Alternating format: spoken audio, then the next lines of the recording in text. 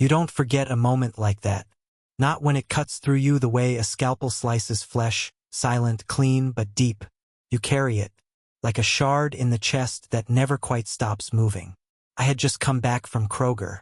The plastic bags were slick from the rain. Receipt curled in my pocket like a dead leaf. I still remember what I bought. Oat milk, Brooks protein bars, Zach's energy drinks, May's favorite cereal with the fake strawberries. Not one item for me. I came in through the side door. It was late, close to 8. The kitchen lights were on. I heard them before I saw them. Zach's voice, then May's. Laughter between the lines. He's just here to fund our lifestyle. So do it, Zach said, clear as day. May didn't miss a beat. Let him pay. It's not like we let him live here for free. They laughed. My stepchildren. I froze in the hallway, one foot inside the house, the other still dripping on the mat. A bag of groceries dangled from my hand, slowly leaking onto the floor. I stood there like a man overhearing his own eulogy. They didn't know I was there, or maybe they did. But that moment, that exact combination of words, ripped a thread that had been fraying for years. I was a lot of things in that house. Breadwinner, driver, tech support, lawn guy, conflict buffer. But father? No, just the man who paid. I had been living with Brooke for 5 years. She was 40 then, a medical office manager. Efficient, composed, always just tired enough to avoid hard conversations. We shared a 3-bedroom ranch house outside Atlanta. Quiet, middle class, white siding, fenced yard. I paid the mortgage. Her kids, Zach, 19, and May, 17, were from her previous marriage. Their dad lived a few states over, sent a card maybe twice a year. He was a myth, a ghost with a signature. Meanwhile, I was the one who paid for Zach's car insurance, May's SAT tutoring, new phones when the old ones mysteriously broke, the family trip to Orlando, me, the MacBook May needed for school, me, Zach's spring tuition shortfall, me again. I never asked for much, not even gratitude, just the occasional sign that maybe, one day, they'd see me as something more than a wallet with a receding hairline. But in that moment, in that kitchen, behind that wall, I understood what I was. Not a man, not a father, a subscription service. They consumed me, month after month, without thought, without pause. That night, I poured myself a bourbon, sat on the back porch, let the wind hum through the trees while their laughter echoed inside. I didn't confront them, didn't rage, didn't wake Brooke. I just sat there and wondered, what happens when the sponsor cancels the plan? The next morning, it was as if nothing had happened. Brooke was sipping her coffee. Zach was scrolling through his phone. May asked for a ride to her friend's house. Can you drop me off at Lily's? No eye contact. No, please. I said yes. I always said yes. On the drive, May talked on her phone the entire time. Never once acknowledged me. When we got to Lily's house, she opened the door without a thank you and walked off. I sat in the driver's seat for 5 full minutes, engine running, hands still on the wheel. That car? My name was on the registration. My dollars fueled its tank. Just like everything else they touched. When I got back, Zach was already gone, off to class. Though I'd learned that meant maybe an hour at the community college and 5 hours at his friend's apartment, gaming and smoking. Brooke was on her laptop, half-dressed, still in that robe she wore when she didn't want to be asked about anything. Zach took the car? I asked, nodding toward the empty driveway. She didn't look up. Yeah, he had something important. Important. Everything they did was important. My work, my stress, the double shifts I'd taken to cover last summer's trip, never came up. I stood there, waiting for her to say something more. Maybe ask about my day. Maybe notice the way my voice had thinned. She didn't. Just clicked her mouse. Sipped her coffee. Moved on. I started watching more closely after that. Not with suspicion, just clarity. I counted every time one of them asked for money without realizing it. Every Amazon package that arrived with my name on the bill but not in the thank you. Every favor disguised as entitlement. They didn't even hide it, because they didn't think they had to. And Brooke? She played neutral. Let them treat me like background noise. Stepped in only when it risked inconvenience. The truth had been there all along. But I had buried it beneath duty, beneath sacrifice. That week it surfaced. May left her phone unlocked on the kitchen island. A group chat notification popped up. I didn't mean to look, but I saw my name, or rather my role. May. Jack's basically an ATM lol. Lily? FR? You're lucky AF. May. He's not even our dad. One goes, another comes. That was it. That was the sentence. The one that finished what Zach had started. I stood there, reading the words. They didn't sting, they hollowed. Like something was scooped out of me that I didn't know was still alive. I put her phone down, walked upstairs, sat on the bed. I didn't yell, didn't cry, just sat. Because what was there left to feel?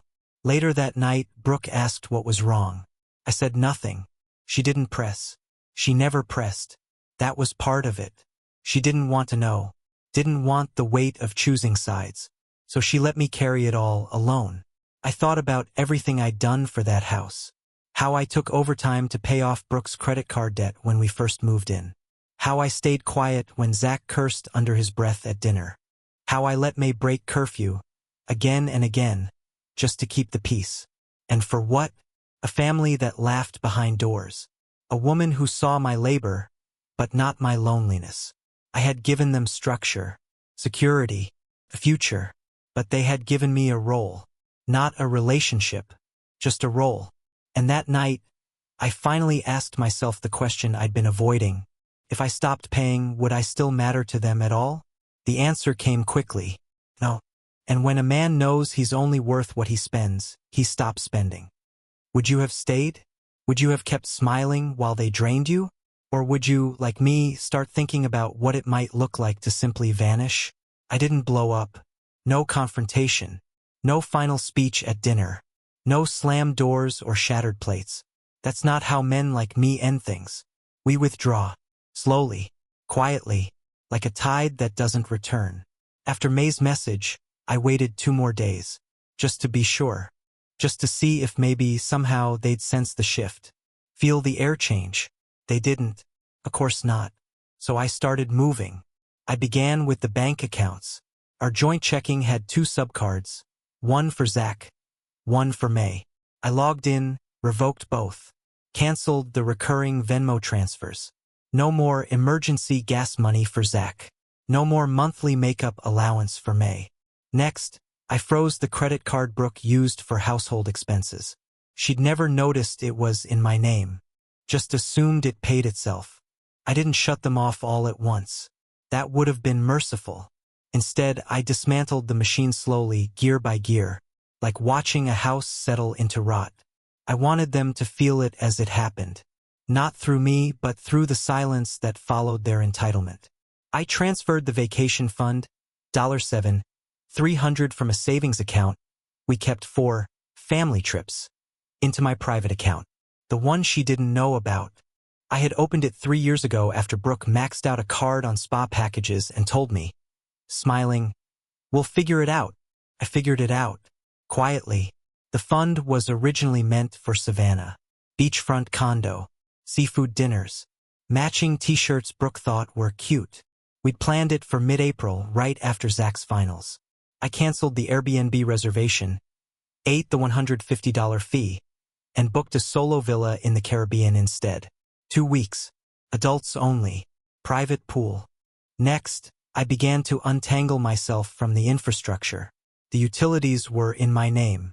Electric, water, gas, internet. I called each company and set a cancellation date 2 days after my flight. Didn't leave them hanging, but didn't leave them comfort either. Health insurance?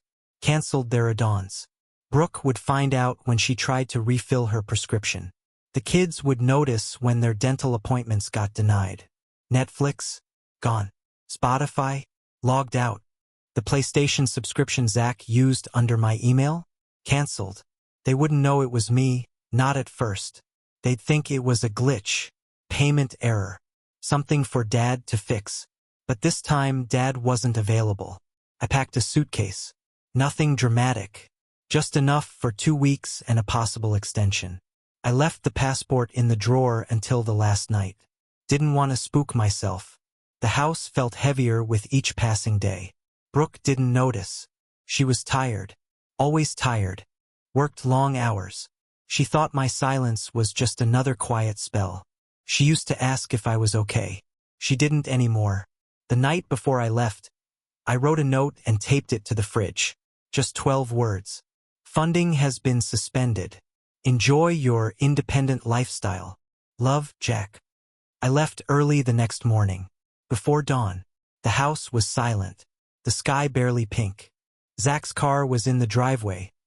Probably borrowed mine again and left his junker at the mechanic's. May's shoes were by the door. Brooke's coat was on the hook. The one I installed last winter because she said the closet was too far. I didn't say goodbye. I didn't need to. At the airport, I paid for the lounge access I never used before. Ordered a whiskey at 9 a.m. I sat by the window and watched the tarmac shimmer. I was free. Not happy, but free. Day 1, peace. No calls. No messages. I turned off location sharing. Blocked Zach's number. Silenced May's. Brooke sent one text. Hey, the power company called about a pending shutoff? I didn't respond. Day 2, static. They were posting like normal. Zach shared a meme. May tagged her friend in a photo of sushi. I watched. Quietly. Day 3, cracks. May posted a story. Wi-Fi is trash. Thanks, Dad. Quotations around Dad. Like it was a role I was auditioning for, and she was the casting director. I screenshotted it. Saved it in a folder called Reminders. Day 4, panic. Brooke called twice. I let it ring. Then she sent a voicemail. Her voice was tight, controlled. Jack, can we talk? The kids are stressed. The rent's due. Can we talk? Just this once? I played it twice, then deleted it. That night, I sipped wine on the balcony of my villa while their house went dark. Power shut off at 6 p.m. I know because I still had login access to the utility portal. They were 4 days past due. No lights, no internet, no hot water. They wanted independence. They got it with a broken thermostat and unpaid bills. By the end of the week, Brooke tried again. Another voicemail. I know things got tense, but the kids are scared. Zach's trying to get a job. May's been crying. I just want to fix this. Funny how money creates urgency where love never did. I turned my phone off. At the villa, I spoke to no one. Swam twice a day. Ate alone. Slept without interruption. No banging doors. No muffled arguments. No can I borrow the car? Or the Wi-Fi's down again. Silence wasn't empty. It was honest. 2 weeks in, I checked Brooke's Facebook. The family trip photos were gone. New posts were different. Hard lessons this month. When people show you who they are. No names. Just vague public grief. I almost laughed. Because the grief was never for me. It was for the money. By the 3rd week, Zach got a job delivering pizzas. May posted a selfie in a drive-through headset. Caption, reality bites. Brooke sent one last message. A photo of the front step. A brown paper bag. Inside was a letter. I miss what we had. I miss who you were. Maybe I didn't protect you enough from their words. Maybe I thought you could handle it because you always did. But I see it now. I see what I let them become. I read it. Twice. Then I crumpled it. Because seeing isn't the same as speaking. She saw it years ago. She just chose not to name it. And if she couldn't stand up for me when I was carrying them all, why should I come back now that they're learning how to crawl? That's the thing about being just a sponsor. Once the funding ends, so does the illusion. You stop paying, and suddenly they remember your name. You say no, and suddenly you matter. But by then, it's too late. They had their chance. For years. And they traded it for upgrades, subscriptions, and silence. Now they can live in the house I left behind. Let the lights flicker. Let the fridge sit empty. Let them ask each other where the money went. Because I'm not their father. I'm not their provider. I'm not their plan B. I'm just gone. Wouldn't you have done the same? Or would you have stayed? Paid more? Swallowed more? Watched your own name rot in the mouths of children you never fathered but always fed? Tell me, what would have been your price for respect? Because I finally found mine, and I stopped paying it. Started, as most weak things do, with a phone call. Day 4 into my silence. The power was off. Gas bill overdue. Zach's car insurance had lapsed. May's phone plan bounced. The safety net was unraveling, and the fall had begun. Brooke called. I let it ring. She left a message. Jack, can we talk? The kids are stressed. We need to pay rent. Can you help us? Just this once? Just this once. As if the years before that hadn't happened. As if just this once wasn't the refrain of every user trying to keep the machine running one more week. I called her back. Calm. Measured. Almost cordial. No. She didn't understand at first. Thought maybe I hadn't heard the question. Jack, seriously? We can't make rent. I nodded, though she couldn't see it. I heard you. You said I was only here for the money. You were right. Now the money's gone. Welcome to adult life. Silence on the line. It stretched. Grew heavy. You can't just disappear, she said. We're family. I laughed. Quiet. No venom. Family is built on respect. Not sarcasm and entitlement. She didn't respond, and that was the last time we spoke. 2 weeks later, their television was listed on Facebook Marketplace. The flat screen I bought 2 Christmases ago. Paid cash for it because Brooke said it'd make family movie night feel special.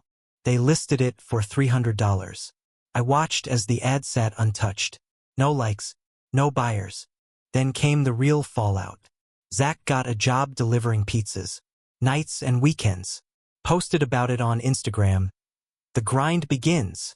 I almost admired the delusion. May picked up shifts at a local coffee shop. She posted less. Deleted old selfies from sushi dinners and beach days. Her feed went quiet. Her tone when she did post shifted. No more blessed. Just broke. Their mother Brooke tried again. She didn't call this time. She showed up. Came to the apartment I rented in Nashville. Clean, simple, mine. A far cry from the echoing walls of that White House in Atlanta. She stood outside with a paper bag in hand. I saw her through the peephole. She didn't knock right away. Just stood there. Waiting. When she finally tapped on the door, it was so soft I almost didn't hear it. I didn't open it. A minute later, the bag was on the doorstep. She walked away without a word. Inside was a letter. Her handwriting. Neat. Careful. Jack. I'm sorry. I see now what I ignored. I let them become selfish.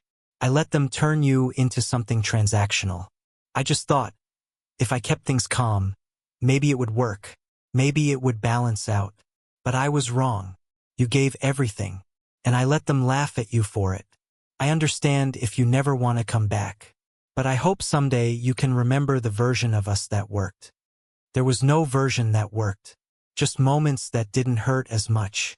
I folded the letter, set it on the counter, poured a drink, and let it sit in my memory like a match that never quite sparked. A week later, May posted a TikTok. Tears in her voice, holding a dead phone in one hand and a power shut-off notice in the other. When your dad ghosts and takes the money with him. Thousands of views. Comments split down the middle. Some called me a monster, a coward, a man punishing kids for not loving him. Others said what I already knew. Respect is earned. He's not their dad. They made that clear. You don't get to spit in the well and cry when it dries up. I watched it all. Glass in hand. No emotion. Just observation. They wanted the audience now. Sympathy from strangers to replace the stability I gave them. Let them perform. Let them plead. The silence from me was permanent. 3 more weeks passed. Then came the escalation. Zach texted me at midnight. We're gonna lose the house. You happy? I didn't reply. May emailed. Can you at least help Mom? She's struggling. This isn't just about us. Funny. It had always been just about them. They only remembered Brooke when the consequences finally reached her. When the light turned off in her bedroom. when her credit score slipped below saving. She'd been complicit in their disdain. She watched it unfold for years, and now she wore the burden they helped build. Good. The final play came with a letter. Certified. Legal. Brooke wanted mediation. Not divorce. Not child support. Just a conversation. She called it an opportunity to reset expectations. The phrasing almost made me laugh. What expectation did I ever set, other than survival? I declined. Formally. Let the paper trail say it all. My obligations ended the day they voted me out of fatherhood with laughter and private texts. No one gets to draft me back into the role because their real dad never showed up. Let him fix it. Let him crawl out of whatever hole he buried himself in and see what fatherhood actually costs. Because for years I was the only one paying. 2 months after I left, the house was up for rent. I saw the listing. Same porch. Same blinds I installed when May said she wanted more sunlight in her room. Now empty. Echoing. The caption read, "Charming home in quiet neighborhood. Recently vacated. Available immediately." That part was true. Recently vacated. By a man they once called just a sponsor. And now they could sponsor their own lives. I kept tabs for a while. Human nature. Not pride, just curiosity. Zach moved into a shared apartment with 2 friends. Split rent. Cheap furniture. No more designer shoes. May deferred college. Took a second job.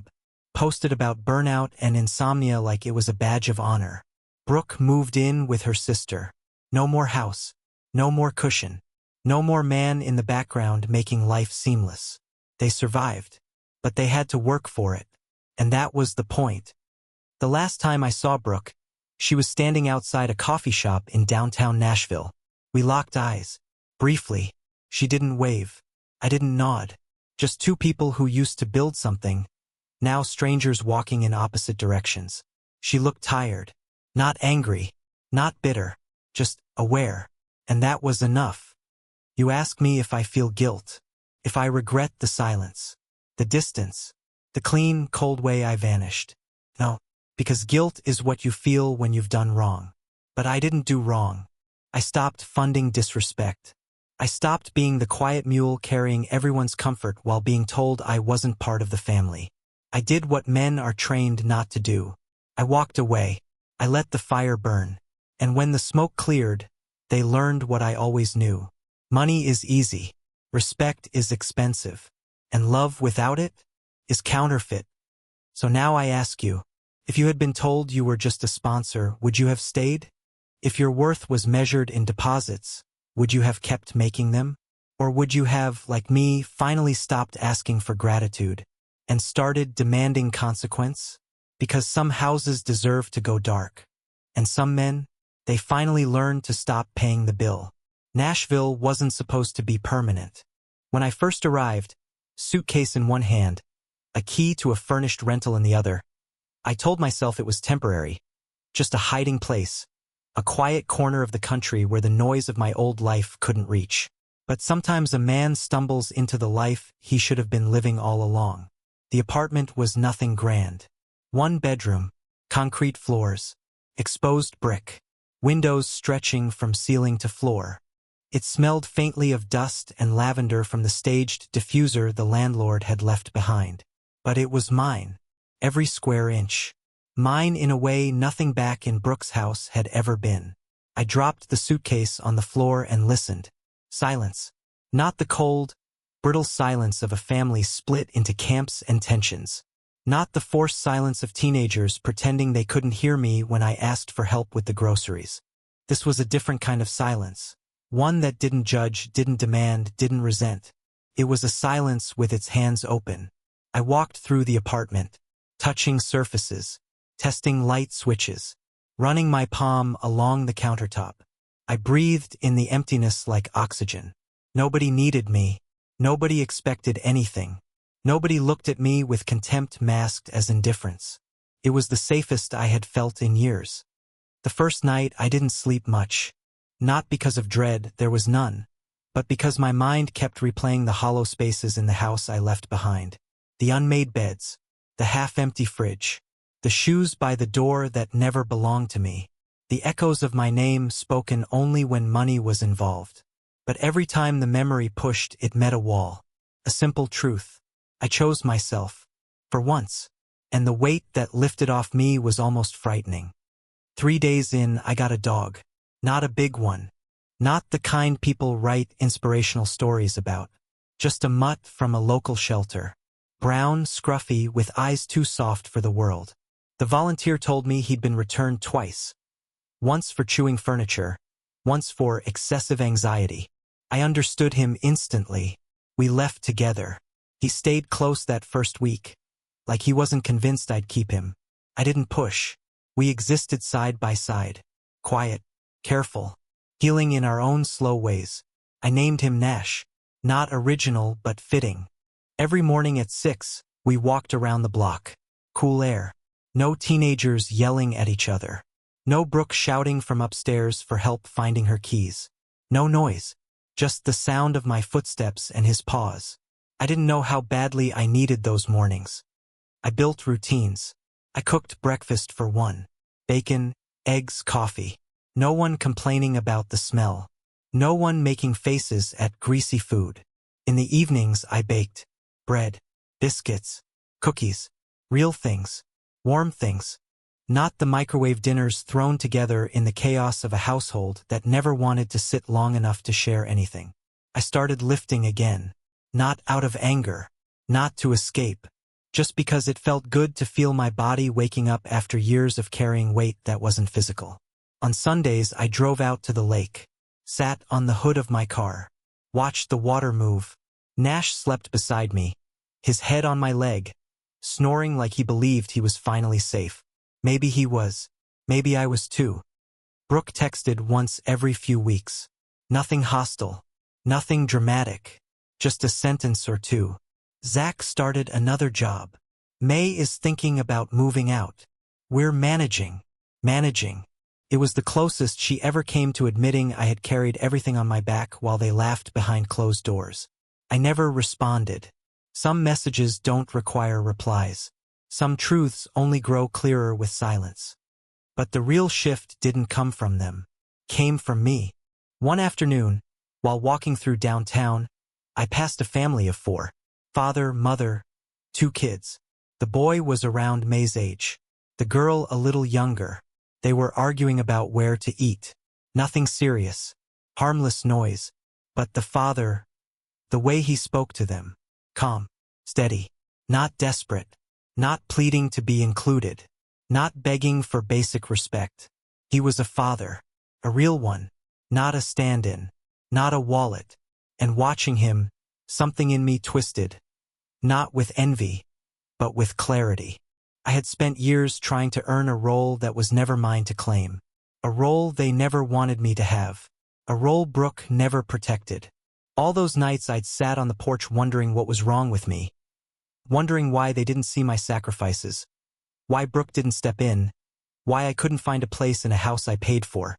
The truth was simple. You can't be a father where you're not allowed to exist.